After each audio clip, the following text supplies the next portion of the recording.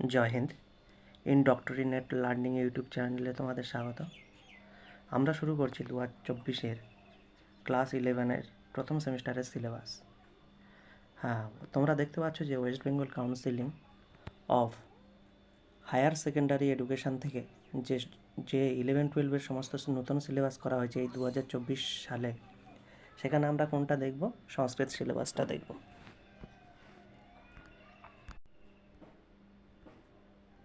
তাহলে দেখতে পাচ্ছ ক্লাস 11 সেমিস্টার 1 আর কি বিষয়? সংস্কৃত বিষয়। এখানে আমরা দেখতে পাবো যে এখানে ইউনিটে ভাগ করে দেওয়া আছে। মোট 2টো পার্ট আছে, 5টা ইউনিট আছে। পার্ট ওয়ানে সংস্কৃত সাহিত্য আছে, আর কত মার্কসের আছে? 15 মার্কসের আছে। এই পার্ট ওয়ানে কটা ইউনিট আছে? 3টে ইউনিট আছে।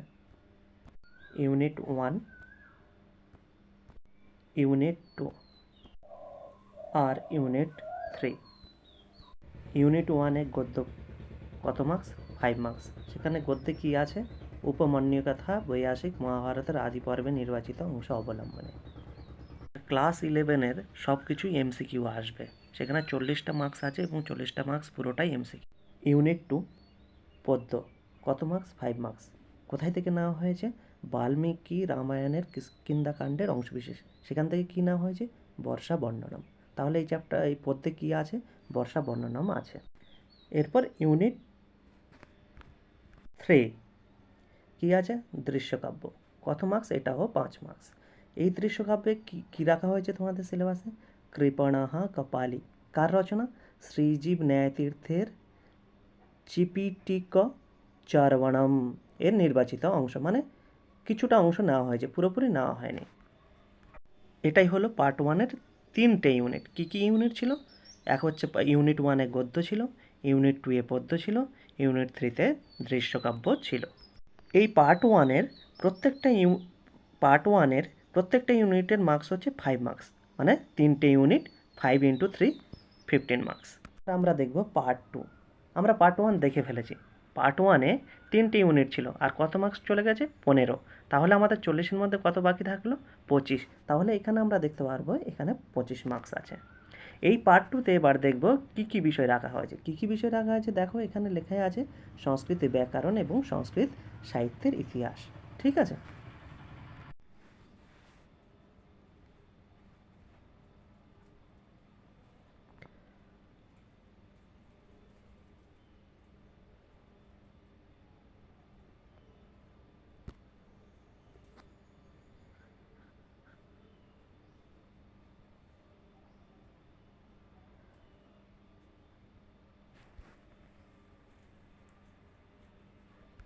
ইউনিট 4-এ কী আছে? ব্যাকরণ আছে। কত মার্কস? 15 মার্কস। এই ব্যাকরণের মধ্যে কী কী বিষয় আছে? এক হচ্ছে সন্ধি। সন্ধির মধ্যে কী কী আছে? স্বরসন্ধি। স্বরসন্ধির মধ্যে সবর্ণ দীর্ঘ, গুণ, বৃদ্ধি ইত্যাদি।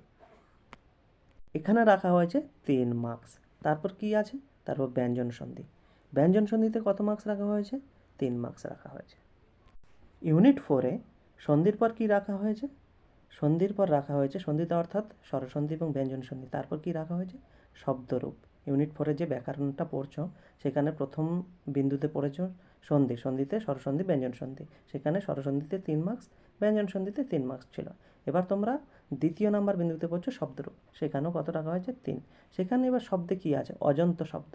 অজন্ত শব্দে বালক, লতা, ফল, কবি, মতি, বাড়ি, নদী, এই শব্দগুলো। সংখ্যাবাচক শব্দে কি? 1, 2। সর্বনাম শব্দে কি? অস্মৎ, যুষ্মৎ।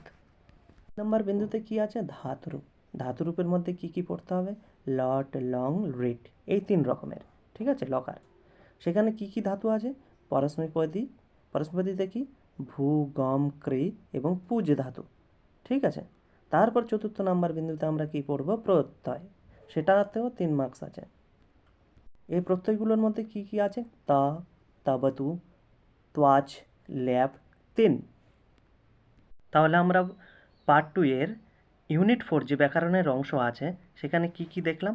সেখানে 1 নাম্বার বিন্দুতে সন্ধি দেখলাম, সন্ধির মধ্যে স্বরসন্ধি, ব্যঞ্জন সন্ধি। তারপর কি দেখলাম? তারপর দ্বিতীয় নাম্বার বিন্দুতে শব্দরূপ। শব্দরূপের মধ্যে কী কী আছে? অজন্ত শব্দ বালক, লতা, কবি, মতি, বাড়ি, নদী। আর তারপরে কি সংখ্যাবাচক শব্দ এক, দ্বি, আর সর্বনাম শব্দ অসমত, যুষ্মদ। আর আর তারপর কি দেখলাম? তারপর দেখলাম ধাতুরূপ। ধাতুরূপের মধ্যে কি কি? লট, লং, রিট, এই 3 রকমের। ধাতুগুলি কি দেওয়া হয়েছিল? ভূ, গম, ক্রি, পুজ ইত্যাদি ধাতুগুলো দেওয়া হয়। আমার বিন্দুতে আমরা কি পড়েছি? প্রত্যয় পড়েছি। কি কি আছে সেখানে? ত, তবতু, ত্বাচ, ল্যাব, 3। তাহলে ইউনিট 4-এ কত নাম্বার হয়ে গেল? ইউনিট 4-এ হয়ে গেল 15 নাম্বার। হচ্ছে ইউনিট 5। ইউনিট 5-এ কী কী আছে? বৈদিক, জাতীয় মহাকাব্য এবং লৌকিক সংস্কৃত সাহিত্যের ইতিহাস। এখানে কত মার্কস আছে? 10 মার্কস আছে। এবার তাহলে 1 নম্বর বিন্দুতে কি আছে? 1 নম্বর বিন্দুতে আছে বৈদিক সাহিত্যের সংক্ষিপ্ত পরিচয়।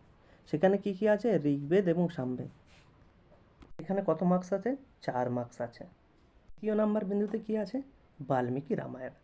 বাল্মীকি রামায়ণের মধ্যে কি করতে হবে তোমাদেরকে? রচয়িতা এবং বিষয়বস্তুর সংক্ষিপ্ত পরিচয়।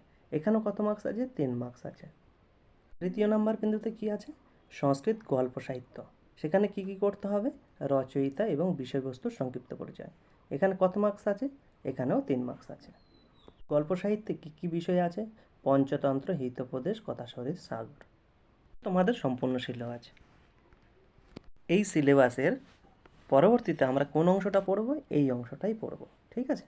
তাহলে আমরা আজকের এইটুকু। যদি ভালো লাগে লাইক, শেয়ার এবং কমেন্ট করবে। সাথে সাবস্ক্রাইব করতেও যেন না ভুলো। Thank you.